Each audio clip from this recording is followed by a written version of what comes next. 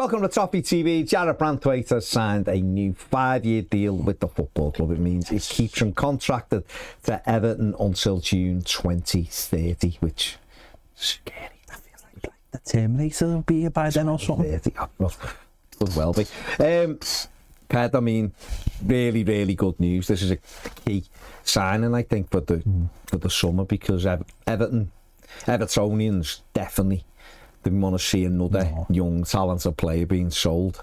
And Branthwaite, in the last, played 86 times for Everton, now scored 4 goals overall. But the last 2 seasons since coming back from Holland, he's been a mainstay when he's been, once he got in the team, he's been a mainstay, hasn't he, for us? You're not talking about selling a young player, you're talking about selling one of the first names on the team. So you think people have got to, again, and it's not even that thing of selling someone who's like potential. You're talking about selling someone who is one of the main players in our team. And I think people that has to be factored in. And last summer, obviously, I must admit, after the Arsenal game, I did think he was gonna be a player leaving the football club, but Everton hung on to him, were determined to hang on to him.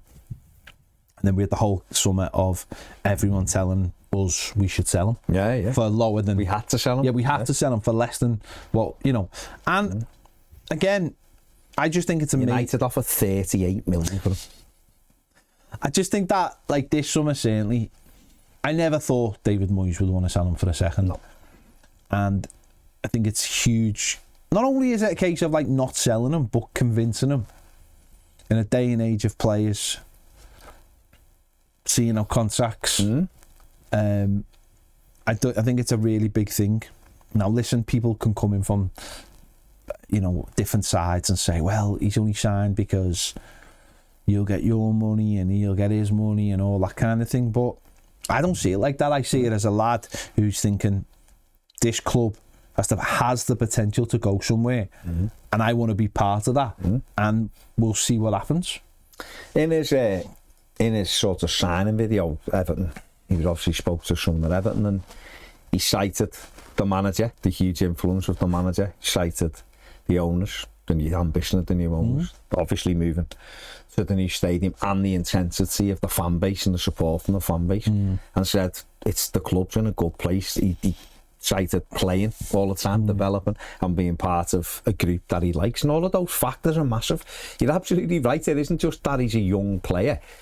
He's a key element. Everton have had a lot of clean sheets in these last 2 seasons, despite not being brilliant, and he is part of it. That little axis they've got with Tarkovsky and with Pickford is key for Everton. You see him, we've got him on the screen there at the new stadium, and you see that behind him. You look at it, just going back to United last summer, and they got all the client journalists there to be doing these stories, how Everton were keeping him almost against his will and this, that and the other. And then United are offering 38 million but paying 62 million for Lenny Yoro, who's unproven in England at the age of 18. It was just nonsense. So Everton did well to keep him. He's developed again. He probably didn't have as good a season last season as he did the season before, but he got better and better as the season went on. And it's making him... Everton could have said this summer, he's not for sale. And he could have said, OK, get my head down. It's a World Cup year, I'll play.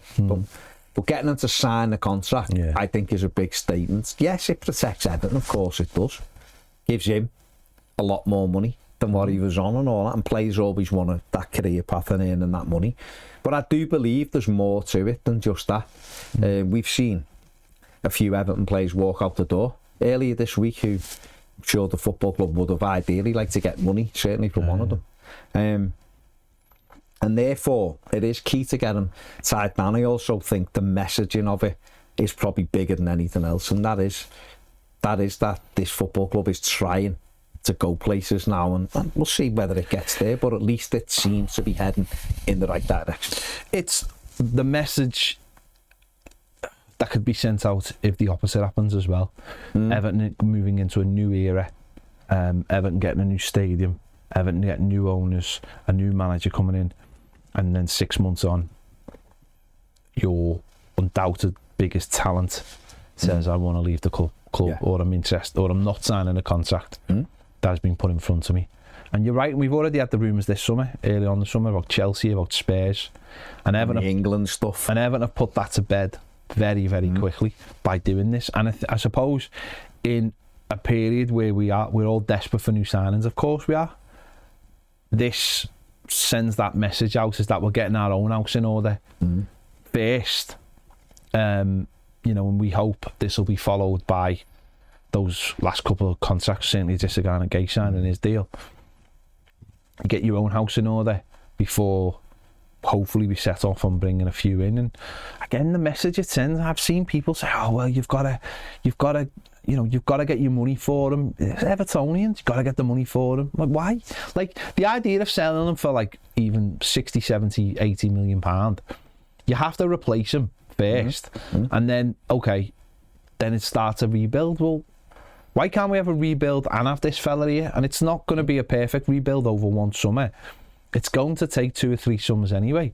So let's have him be part of that. To me, I just don't get that. It's just too much in football now of this thing of like, you have to sell players if you want to kick on. Maybe at a certain point that is part of the equation, and we've seen that in the likes of Villa.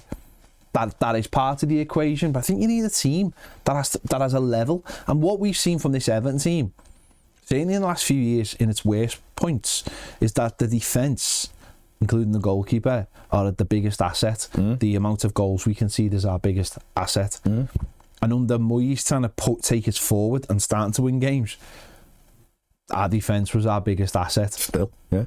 And we have to look at that and think, well, we remember when we had a good attack, and we still finished the season 11th.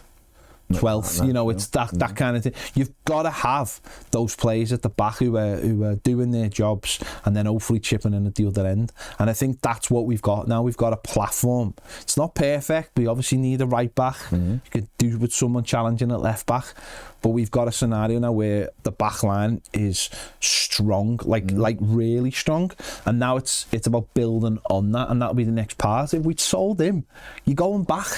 You're going back to the start again, and now people go, yeah, but you can put Jake O'Brien. It's not the same. This fella's class. This fella's class. I've always thought it since day one. I've always thought you can just see it in players. They have a mentality. You just see them. They have a bravery. They have an understanding. They have a little bit of. They don't need the fella next to them talking them through the game. And I really do think in Jarrad Branthwaite we've got, someone who could be, or you'd like to think would be the future captain of Everton Football Club going forward. A lot of things have to happen in the right order for that to happen. But this is the start of it. This is day one of it, getting him on that new contract. Well, he spoke about the length of time that he's been at the club. He also spoke about what he's seen in the 6 months since the new owners are in, and how it feels behind the scenes and all that. Stability's there at last. He is part of it. He's the early part of his Everton career was about building games up, and he went on loan. He is a mainstay. Like, you're absolutely right. You're losing the best asset you've got. He's a tremendous footballer. He's good with the ball, both feet. He's only going to get better. And it's a key sort of statement, I think. And also it takes the pressure off. We're already got a big rebuild this summer. If he was to move on after the World Cup, we'd have had him for another year where the rebuild won't be as big, and then you might cash in with more. But if Everton do well, why should he have to move? If Everton do well and he gets in the England squad and he's playing, let's see how far Everton can take it. But I'd rather have another go with him in that defence, doing what he's been doing. Second most clean sheets in the country again. Not third, but they do the super joint, mate. So he's been part of that defence again with Pickford. One of the things he did say in the video, which was key, is that he's fit, because obviously we've seen him limp off against Southampton. He missed the Euros, didn't he? In some respect, but in a lot of respects, it's good news for Everton, because he would have been on a break now, because England went on and won it. So he's going to be ready to start pre-season training with the rest of the lads at the end of the week. So that's great for us, get him integrated back in, because don't forget, last summer he didn't have a pre-season. No. He was injured, he was doing light work, and then he was trying to get back, then he got a setback and was out again. So hopefully he'll get a good pre-season behind him as well this summer, and he'll be ready to kick on, when we kick off against Leeds United on that first game. And I think it's tremendous news, and just sort of finally this sends a good message out for players coming in as well, doesn't it? If Everton are trying to attract one of the best assets, want to stay and has seen what's going on and thinks he can achieve certainly short-term ambitions now by remaining at Everton Football Club.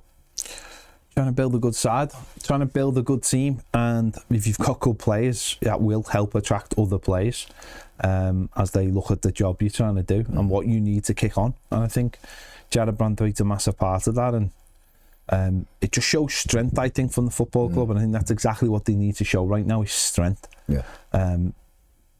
As everyone else will be keeping a very close eye, I imagine, on Everton because of the new stadium. People will look at how we're going to react, who we're going to bring in, and this is obviously the first major deal of the summer that's been done. So hope the first one, and now we just have to look forward to the next ones. Yeah, absolutely. Obviously, we got Charlie Alcaraz done first, but this is a key one as well. So that's good. And as Pedro said there, looks like it's Isagana Gay and Michael Keane, whatever you think, looks like they'll be staying as well. So it's for the rest of the summer now. Will be about bringing in new recruits as well, and hopefully Tierno Barry's not too far away as well. But as for Jarrad Branthwaite, let us know what you think in the comment section below. I'm absolutely delighted he's signed a new 5-year deal with the football club. Make sure you give the video a thumbs up, subscribe if you haven't. See you later.